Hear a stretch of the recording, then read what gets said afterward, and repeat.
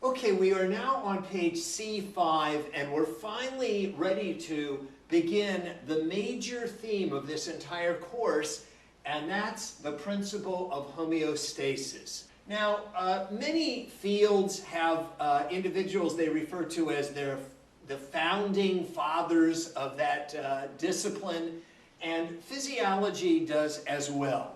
And the founder of modern physiology is, the credit is given to a fellow by the name of Claude Bernard.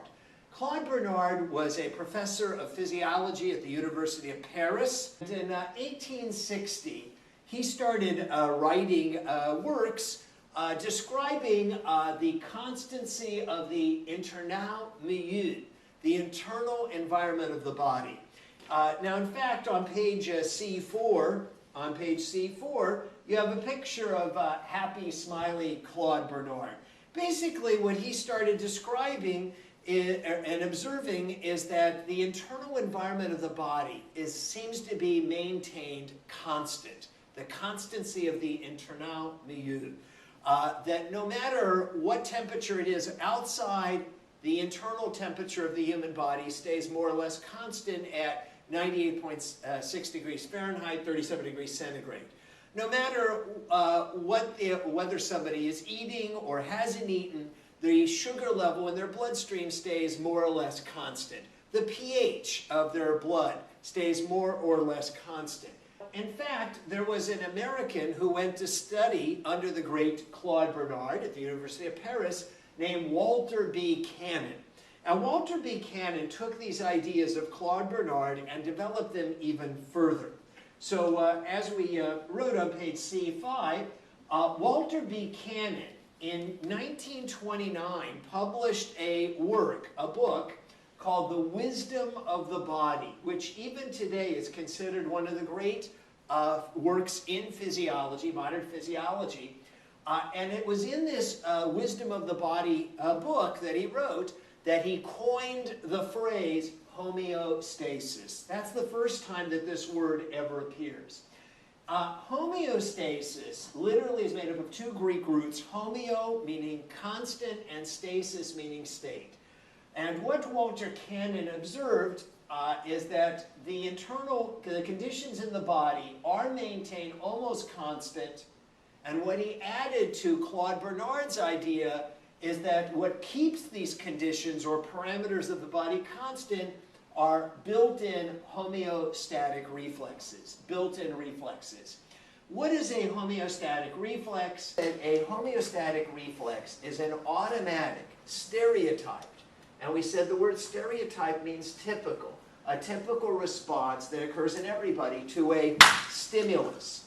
And you can think of the word stimulus as a stress. Something that stresses the body, causes some automatic response. And these reflexes can be built in, we're born with them, or they can even be learned. The most famous of a built-in reflex everybody knows is you tap somebody's knee and their leg kicks. That's an automatic, typical response to a stimulus, to some environmental change or stress. And we will eventually learn what the purpose of that reflex is. And last time we finished off by mentioning some examples of homeostatic reflexes. There are built-in homeostatic reflexes that maintain our body temperature at 37 degrees centigrade. There are built-in homeostatic reflexes that maintain our blood pressure at about 120 over 75 millimeters of mercury or torr. There are built-in homeostatic reflexes that affect our breathing rate, which are normally about 15 breaths a minute. There are normal homeostatic reflexes that maintain the pH of our blood, somewhere between 7.35 and 7.45. There are built-in homeostatic reflexes that maintain our blood sugar level at about 100 milligrams of glucose per deciliter of blood. All of those are just a few examples of conditions in our body that are kept more or less constant by homeostatic reflexes that we will be learning about in this class. And then I gave you one example of a learned reflex, and that's bladder control. You had to be trained. That was called potty training. But once we all learned it, now we've got a built-in reflex Even when we have an urge to go, we don't just go spontaneously. We kind of know that it's kind of, we hold it and we wait till we get to a place where it's appropriate to empty our bladder to take care of that. That's a learned homeostatic reflex. If these conditions for which we have either built-in or learned reflexes, if there's something off, if the pH of our blood is not in the normal range, if the sugar level in our blood is not within the normal range, if our blood pressure is in the normal range, if we don't have bladder control, something has gone wrong. Something is seriously wrong about the body, because in all normal people, all of these things should be normal. That's why when the doctors, when they take your blood pressure, when they measure your body temperature, when they check your blood sugar level, it should all be within these normal ranges. If it's not, you're not normal. That doesn't mean you're a bad person. It just means that something's wrong. Now, we wrote that any stress or stimulus that causes a change in one of these controlled conditions will trigger, and the word trigger means cause, will cause a control center to activate a homeostatic reflex that compensates, that corrects for the stress and returns the condition back to the normal level. Because the response reverses the original problem, the original stress, these are known as negative feedback responses. Negative feedback responses. Here's a couple of quick examples. If your body temperature becomes overheated, higher than it should be, so what's a homeostatic reflex that occurs in everybody? You sweat. That cools you down. You were too hot, you sweat. That cools you down. So the response, the homeostatic reflex, is in the opposite direction of the problem. If you go into a dark movie theater, oh, it's hard to see. It's so dark here. So your pupils dilate to take in more light. Oh, that's better. Now I can see in the dark room. So it was too dark. Now the pupils dilate, and now you can take in more light. So the response is always in the opposite direction of the stress of the problem. And the goal is to kind of compensate or correct for the problem. This is known as a negative feedback response. Your book in chapter 1 not only reviews these negative feedback responses, but also mentions positive feedback responses. And I will be telling you about positive feedback responses later in the course. But the majority of homeostatic reflexes involve negative feedback responses. Now, on page C7, I've listed the components of a homeostatic reflex. Again, these are addressed in chapter 1 of your book, in those 5 pages, so I strongly recommend you read them. So what is a stimulus? That's a stress, some sort of change, environmental change or stress to your body. You're too hot, you're too cold, it's too bright, sunny out, it's too dark, your blood sugar level's too high, your blood sugar level's too low, your pH is too acidic, your pH is too alkalotic, whatever it might be, your blood pressure's too high, your blood pressure's too low. You've got to compensate for that. Now we have all these sensors all over our body that are monitoring our body temperature, that are monitoring our pH, that are monitoring our blood sugar level, that are monitoring our blood pressure, that are monitoring all these things. These are called receptors. That's the name for these sensory neurons that are monitoring these different conditions or parameters of our body. And these sensory neurons send signals to control centers or reflex centers. The neural pathway through which these signals travel, these are known as the input signals, are along the sensory or afferent pathway. And they are sent to the control center. Now, what is a control center? A control center is located either in the nervous system or the endocrine system. We learned back on page A4. On A4, the 2 systems of the body that control and regulate all the other systems are the nervous system and endocrine system. That's where the control centers are located. And the function, the job of these control centers is to maintain some condition or parameter. A parameter is a controlled condition to maintain that condition of the body constant. And what the level that it tries to keep that condition at is known as the set point or reference point. Now let's say that as I present this, you're thinking, I have no idea what he's talking about. What would be a good thing to do? if you haven't done it yet, read chapter 1, where it covers all this. Don't say, I don't understand it, but I'll just move forward. Read the book to help you understand it.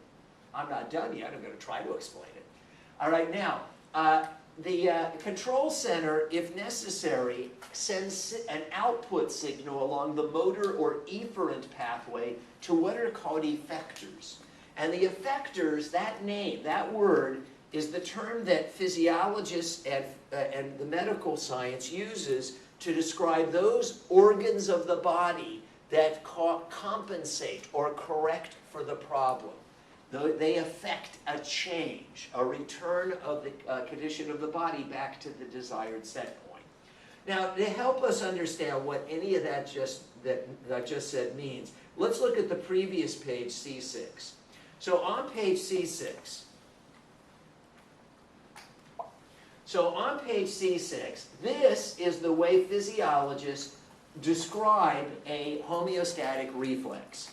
Remember, physiology, unlike anatomy, doesn't care what the organs look like. Physiology books don't have beautiful pictures of hearts and livers. They have flow charts and graphs and diagrams to describe how the body works. So here are the three major components: receptors, control centers, and effectors. What are receptors? Sensory neurons that are sensing all kinds of things in our body. You know, all modern cars have all these sensors that are monitoring your car. And if something goes wrong, you know, a little red light lights up on the dashboard. So, but before, you know, even way before we ever had this idea of sensors in your car monitoring your oil pressure and your battery and everything else, and if something goes wrong, a red light goes on your dashboard to tell you, oh, something wrong. We have sensors in our body, sensory neurons. And they are continuously sending information, or if you're really more European, information. They're sending information or information to these control centers. And this pathway through which they send the signals, this is called the input signal, and it travels along the sensory or afferent pathway. Now, these control centers, and we've got lots of different control centers. We've got one control center that regulates body temperature, a different control center that regulates blood pressure, another control center that regulates pH. All of these are different control centers. Their job is to keep some condition of the body at a set point, at a set level, at a desired level. And here's one of the most important words in describing how this whole thing works: compare. The job of the control center is to compare the actual condition of the body with the desired condition of the body. It compares what's our actual body temperature, how does that compare with the desired body temperature? If the actual body temperature, let's say that the normal set point for body temperature is 98.6 degrees Fahrenheit. That's, for most of us, or 37 degrees centigrade. That's our normal set point. That's what's normal. There's a little bit of a normal range. So there are sensory neurons that monitor our body temperature. They're called thermoreceptors, and they're continuously informing this control center that regulates our body temperature what our actual body temperature is every single moment. If the control center compares what's our actual body temperature with the set point, and they match, everything's beautiful. It's perfect. You're exactly where you're supposed to be. But if they don't match, if your actual body temperature is lower or higher than the set point, the control center will send an output signal along this motor or efferent pathway, activating various organs of our body to try to compensate or correct and return our actual body temperature back to the desired set point. So if you're too hot, if your actual body temperature is higher than the desired set point, so then one of the effectors that the control center will activate would be sweat glands to cause you to sweat, to cool down, to bring your body temperature back to the desired set point. This is known as a negative feedback response. This is a homeostatic reflex. That's how they all work. And it's very important you understand this conceptually. Now, I recognize that when we see these box diagrams, you know, we kind of go, my gosh, it's hard to figure out what that means. So let's just show you this more anatomically. All right, so this is, this actually looks, hey, this looks familiar. This is more like anatomy. Okay, at least this looks like something, not just a bunch of boxes. But this is really showing the exact same thing. We have sensory neurons that are sending information into our central nervous system.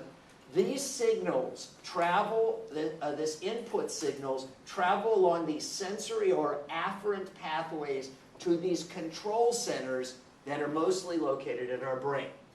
They're not all in our brain, but a lot of them are. All right, and then all that, we've already described what the control center does. It compares the input signal with the set point. If they match, nothing needs to be done.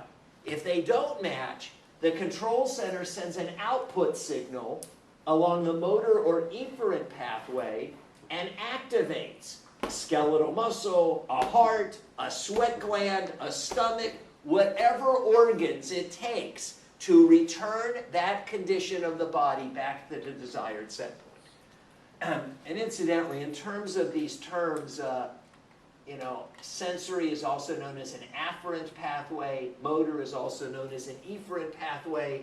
You might say, well, how the hell am I going to remember afferent from efferent? A comes before E. First comes the input, the afferent, then comes the output, the efferent. Afferent, then efferent. A, and then E. First you provide the information, then you make a decision to do something. And in anatomy, you use those terms many different ways, and we'll use those terms many different ways here as well. Some of you might vaguely remember when you were learning like the nephron, there was an afferent glomerular arteriole followed by an efferent glomerular arteriole. A came before E. First the afferent, then the efferent. So those are just terms that are used. Okay, now back on C7, as far as effectors. So the organs that produce an effect, these are really the organs of our body that do stuff. And what's really interesting is that physiologists have analyzed the organs that do anything in our body, and basically they either are muscular organs that contract and relax, or they are glands that secrete. And that's about all that the organs of our body can do. I remember when I was first told this, when I was taking physiology in the year 1907, and I was told that all that the organs of our body can do is either really contract or secrete, and in some cases both. And I couldn't believe it. I said, that's really all that our organs do? And I started thinking about it. Okay, what's the heart? It's just a muscular organ that contracts and relaxes. And as it contracts and relaxes, it pushes or pumps the blood through the vessels of the body. Okay? Then I thought, well, what do the kidneys do? Well, like kidneys secrete waste products out of the bloodstream into the urine. They're secreting chemicals. Well, what about the pancreas or the liver? Well, they just secrete things. The liver secretes bile, the exocrine pancreas secretes pancreatic juice, the endocrine pancreas secretes hormones. Okay. What about salivary glands? Well, they secrete saliva. What about sweat glands? They secrete sweat. What about, what do blood vessels do? Well, actually, blood vessels they have muscle that causes them to constrict or dilate as the muscle in the walls of the vessels contracts or relaxes. I couldn't believe it. That's all that. What about a stomach? What does a stomach do? It actually does both. It actually contracts and relaxes to mix and churn the food in the stomach, and it also secretes gastric juice. But that's all that it really does. I couldn't believe it. And when you really analyze what these organs do, all they do is contract or secrete. So obviously we examine them in more detail, but fundamentally that's all that they can do. And this usually when you go through the list, students always say, they start to work through, they're trying to find some exception, and they say, what about the brain? Huh? What about the brain? Actually, actually, physiologists don't consider the brain an effector. It actually doesn't do anything. You'd say, what do you mean it doesn't do anything? Well, it controls the other effectors. It controls the muscles and it controls the glands, but it itself doesn't do anything. Think of the following bizarre thought experiment. Imagine you've got a person in their brain, and then coming off their brain are all these nerves going to their muscles and to their vocal cords and to their heart and so on. Let's imagine we start cutting the nerves connection. We cut the nerve connection between the brain and the arm, the muscles to the arms. Okay, now the person can't move their arms. All right? Let's cut the nerve supply between the brain and the vocal cords. Now they can't speak. Let's cut the nerve supply between the brain and the facial muscles. Now they can't move their eyebrows, they can't wink or blink or anything like that.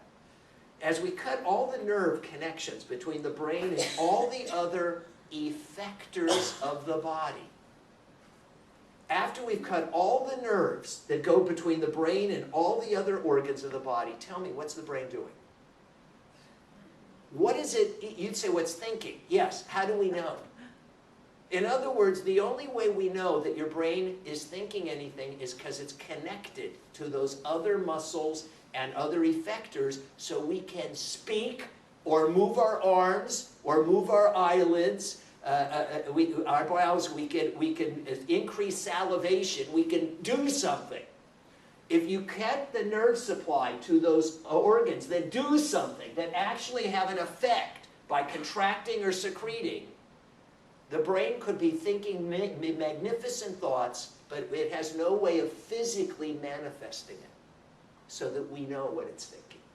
Now, just as a poignant example of what the heck I'm talking about, most of you have heard of a guy named Stephen Hawking.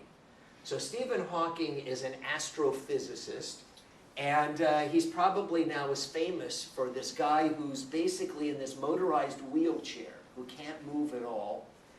He suffers from a very severe disease. It's a terrible disease. He's actually survived it longer than most, called amyotrophic lateral sclerosis, or ALS, or the Lou Gehrig disease. And basically, it's associated with a progressive degeneration of the nerves that connect between the brain and the effectors, just like I was describing. Those nerve connections between the brain and all the other parts of the body are degenerating. So some of you know for a while he could move 2 fingers and he would very slowly type on a keyboard, and they actually had a voice synthesizer that could convert what he typed into words, so he could speak. He could no longer move his fingers. All that's left that he can move is he can twitch one eye muscle, just the twitch one eye. That's all he can do. All right? Now, his area of research was in black holes in space. He's an astrophysicist. And he holds the Isaac Newton Chair of Theoretical Physics at Cambridge University. He's commonly described as the most brilliant mind of our time. He has written very movingly in a book that he is being drawn, pulled into his own personal black hole. When he can no longer communicate to us, and all we can do right now is twitch one eye, when he can't even twitch that one eye, we lose contact with the mind of Stephen Hawking. It won't matter how brilliant his thoughts are, we won't know what he's thinking. So the brain itself activates and controls these effectors, but it itself doesn't do something physically. Right? So it's how we know what you're thinking is we activate your vocal cords, we activate your arm, your finger muscles, we activate, your salivary glands, and that's how we know that your brain is thinking something and doing something. So this is kind of a bizarre way of looking at the body, but I think you can see that it's kind of, yeah. If the nerve is cut off, yeah. is the brain still thinking the call Yes. to move your fingers? Yes, but it can't do it, right? How do you know it's still thinking? Well, we would presume it can, it's just not activating that muscle to move, or that vocal cords to speak. Is it it just the output signal that's affected, or can he still feel like itch? He can still feel. It's the output signal in this particular disease. There are other diseases that affect both there's, first of all, any kind of thing you could imagine that could go wrong does go wrong. There are diseases that affect the sensory input and only the sensory input. There are other diseases like his that affects the motor output. There are diseases that affect both. So there any kind of combination. So he can still feel pain? He can still feel, but he can't, at a certain point, he can't vocalize or express it. And so incidentally, you've got patients where they may also not be able to express what they're feeling. They can't communicate it. So it's an interesting way to look at things, but you know, that's what we're asking you to do in this class. Now, we divide these homeostatic reflexes into 3 categories based upon where the control center is. If the control center is in the nervous system, we call it a neural reflex. An example of that is the control or regulation of your body temperature. The control center for controlling or regulating your body temperature is in your brain. It's in the hypothalamus of the brain, as we'll be learning. The second category are known as hormonal or endocrine homeostatic reflexes. That's where the control center is in an endocrine gland. An example of that is the regulation of your blood sugar level. It's the pancreatic islets, consisting of alpha cells that secrete glucagon and beta cells that secrete insulin, that maintain your blood sugar level at a constant or set level. That's a hormonal reflex. And then there's combinations that involve both the nervous system and endocrine glands. These are known as Neuro-Homonal or neuroendocrine reflexes, and an example that we will be talking about in the future is the control and regulation of your water balance, of not only when you become thirsty, but also how much you urinate or pee. So that regulation of maintaining water balance, so you don't take in too much water, you don't take in too little, or have too little, that involves a neurohormonal reflex. Now, if you were to look at those 5 pages on homeostatic reflexes in chapter 1, which I strongly encourage you to do, you would see they give a couple of examples, and one of the examples they give is temperature regulation, because it's just a classic example of how these homeostatic reflexes work. They speak about it very briefly, and it's not all the way until chapter 25 in the textbook that they retake up the subject of temperature regulation, and they go into it into tremendous detail. So I'm not going to wait until the end of the class, to take up temperature regulation, because it's important enough, and it's such a good example of homeostasis and negative feedback response that we're going to take up the subject of the regulation of our body temperature right now. So again, this is covered, it's in the syllabus, what pages? It's chapter 25. It's in the same chapter that deals with cellular respiration and metabolism and the regulation of our blood sugar level, because, as we'll see, heat is all interconnected with your metabolic rate, your metabolism.